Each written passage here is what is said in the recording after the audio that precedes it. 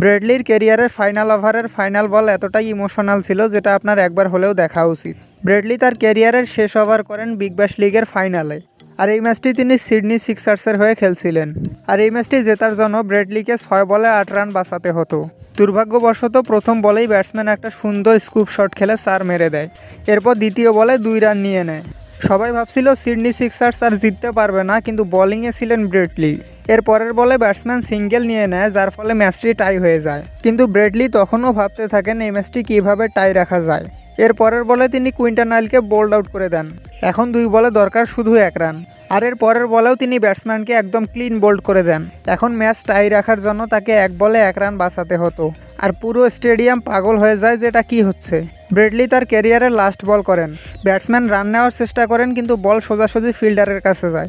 Fielder বল ধরে throw করেন, কিন্তু আরেক ফিল্ডার রান আউট মিস করে দেন।